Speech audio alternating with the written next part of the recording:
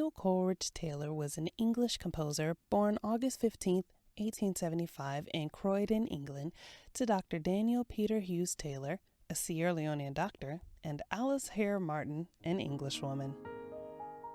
Before becoming aware of Alice's pregnancy, Dr. Taylor was forced to return to Sierra Leone since he was not permitted to practice medicine in Croydon. Samuel was raised by his mother and her family in the Holman household. This environment furnished both Alice and her son a wide range of musical experiences. The cultural foundation of music in the family led the young composer to receive a scholarship to Sir George Grove's Royal College of Music at the age of 15. He began his studies there primarily in violin and switched to focus to composition under Charles Villiers Stanford. After graduating from the Royal College, Samuel Coleridge-Taylor earned a solid reputation as a composer, having been appointed professor at the Crystal Palace School of Music and conductor of the orchestra at the Croydon Conservatoire. His 1898 composition, Ballade in A minor, secured Taylor's legacy and launched him into international popularity. He was a beacon of hope, as it were, for African Americans who were in the States, obviously composing, living as musicians. And when they saw how Samuel Coleridge-Taylor was being received at that time, a lot of them were encouraged by that and even decided to go further with their pursuits because of what they saw happening with Samuel Coleridge-Taylor. And I even believe a choir was named after him here in the States. So although he's not American, he was connected. I believe he made trips to America. He was collaborative. He was an inspiration to some African-American composers. It is kind of difficult to talk about the start of African-American art song and African-American contribution to classical music without at least mentioning Samuel Coleridge-Taylor. He's kind of like a pioneer, even though he wasn't born here. Samuel had many run-ins with influential Black Americans connected to London, including the famous civil rights leader W.E.B. Du Bois, Frederick L. Loudin, leader of the Fisk Jubilee Singers, and Mamie Hilyer, a native of Washington, D.C. Her enthusiasm for Coleridge-Taylor's music was such that upon her return to D.C., she established the Coleridge-Taylor Choral Society in order to perform his compositions. In 1896, he met Black American poet Paul Laurence Dunbar, sparking a string of collaborations. Dunbar would be one of a few influences to encourage the composer to draw inspiration from his Sierra Leonean ancestry and African music traditions. Coleridge-Taylor at that time, having been raised by his white mother in Britain and never having met his father, who was a doctor from Sierra Leone, he was trying to figure out as a young man in his 20s what it means to be an adult of color in a society that might have had space for you as like a 12-year prodigy, but are going to have different feelings about you when you're dating whoever it is that you date in a country where there are not very many Black people, right? So part of what appealed to him was Dunbar's references to race in his music. But for Coleridge-Taylor, their Blackness mattered at a moment in London where pan-Africanism was first being used as a word, and Africa meant something to him because of his father. But I was just looking at one of those poems. I think I have it in front of me. It's the first one in that set, and it's called An African Love Song. And the lyric goes, "My heart to thy heart." So remember what I was saying about sort of the archaic language, but my heart to thy heart, my hand to thine, my lips to thy lips, kisses are wine, brewed for the lover in sunshine and shade. Let me drink deep then, my African maid. Right? and maiden, of course, is what he means there. Lily to lily, rose unto rose, my love to thy love tenderly grows. Rend not the oak and the ivy in twain, nor the swart maid from her swarthier swain. So the archaism here of kind of imagining a long history of elevated Black poetry, I think, is something that Coleridge-Taylor was responding to.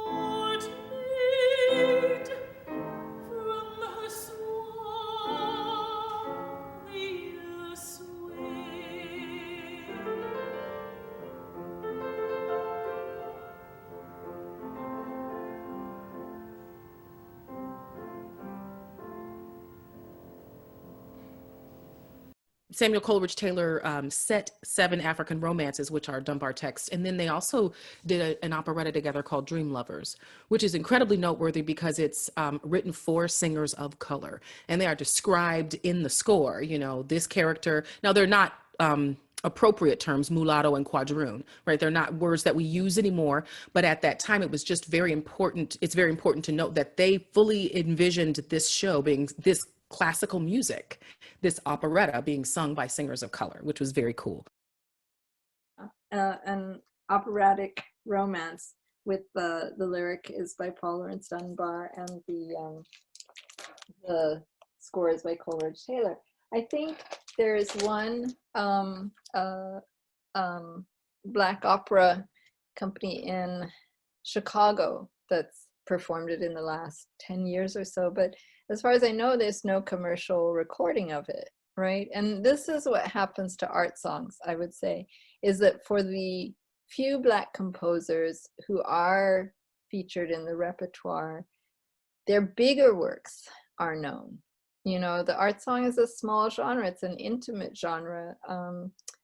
It's a wonderful genre, but it's not the thing that enters the repertoire. It's those orchestral works or the large choral works, etc. So that's where I love the fact that more work is being done on the art song, and that's what I'm also interested in. After learning of American spirituals, Coleridge-Taylor began incorporating them into his compositions.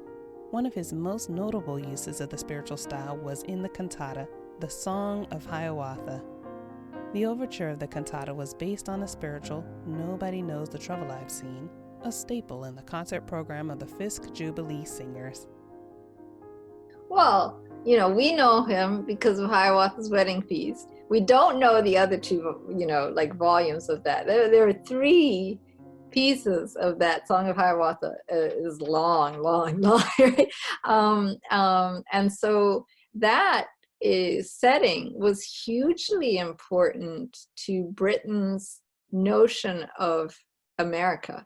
It was performed annually between 1924 and 1939. It only stopped because of the war, and then again in the 50s once, at the Royal Albert Hall, fully staged. Poor Samuel Coleridge-Taylor is dead and gone, long time gone.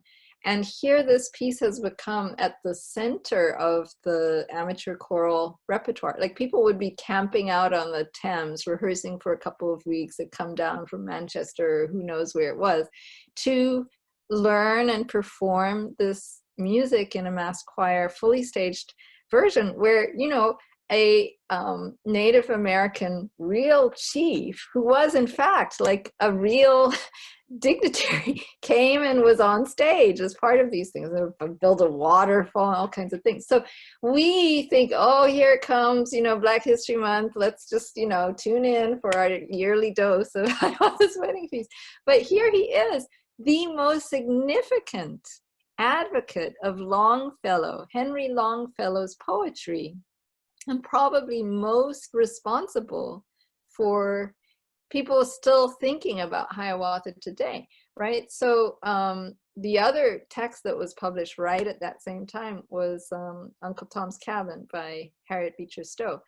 And to think about how Harriet Beecher Stowe's work mattered because of the book itself, and it's still taught today, but it's sort of receding and receding and receding.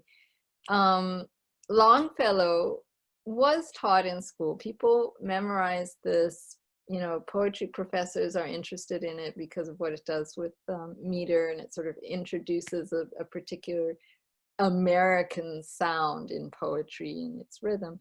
But it's also, you know, it is spectacularly exoticizing.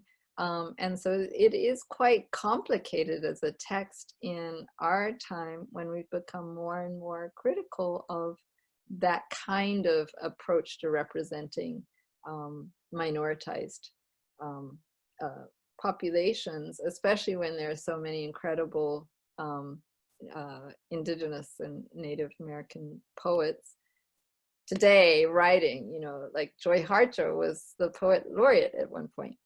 So I think that is an interesting thing, his setting of Longfellow. And he was interested in it because he was, I think, influenced by Dvorak's interest in Native American and Black music as the core American musics.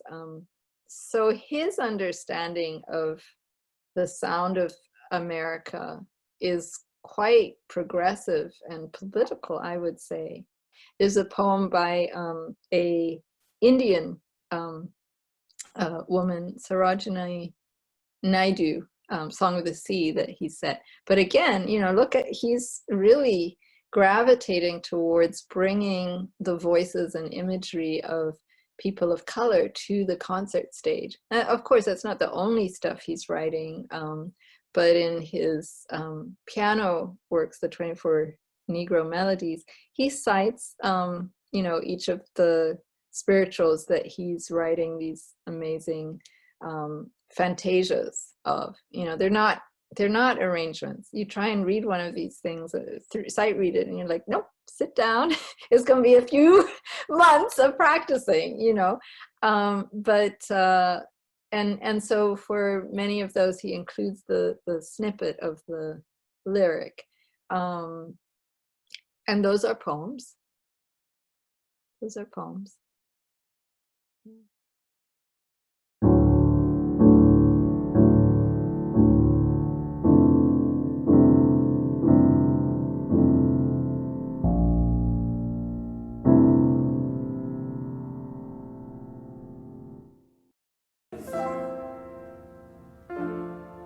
The most famous section of Hiawatha is undoubtedly the song On the Way, Awake, Beloved from Hiawatha's Wedding Feast. It's a great, one of those wonderful songs for tenor that you wish John McCormack had recorded.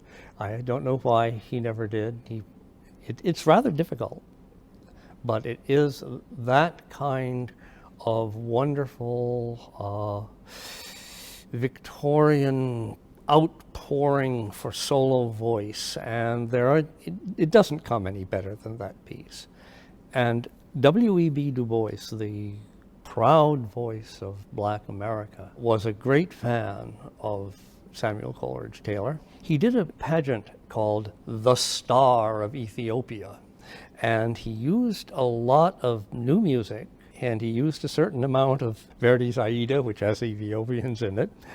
But the figure of Ethiopia, he had in his script, for no particular reason, fall unconscious at one point, just so the spirit of inspiration or whatever it was could appear and sing to her, "On away, awake, beloved," because this was the high point of Black music, and he wanted to show what Black people could do, because Du Bois was powerfully interested in classical music, and he was tremendously proud of Coleridge-Taylor, and he wanted Coleridge-Taylor to be represented in this, and he wanted this to be a symbol of what we can do. On away, awake, beloved, thou the wildflower of the forest, thou the wild bird of the prairie, thou with eyes so soft and fawn-like, if thou only lookest at me, I am happy, I am happy, as the lilies on the prairie, when they feel the dew upon them.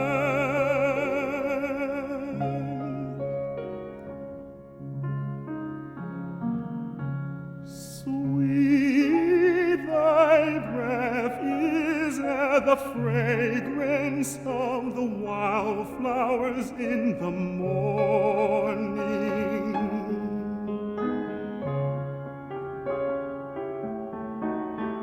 As their fragrance is at evening in the moon when leaves are falling.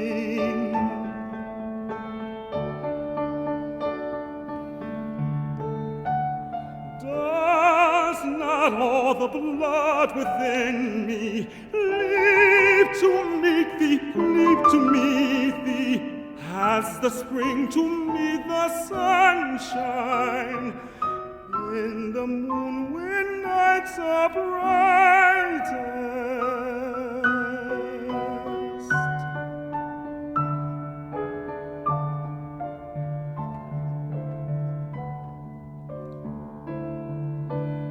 On the way, my heart sings to thee, sings with joy when thou art near me, as the sighing, singing branches in the pleasant moon of strawberries, when thou art not pleased, beloved, then my heart is sad and darkened,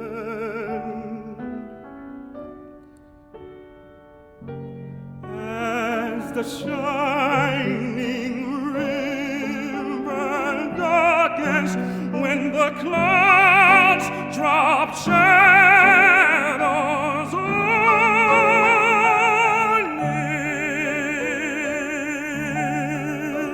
it. When thou smilest, my beloved, then my troubled heart is brightened.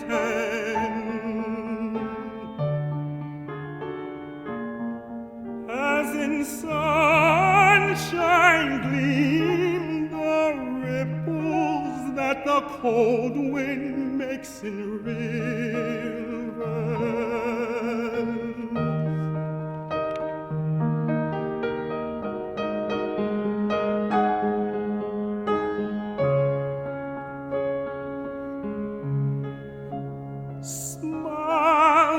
Earth and smile the waters, smiles the cloudless skies above us, but I lose my way of smiling when thou art no longer near.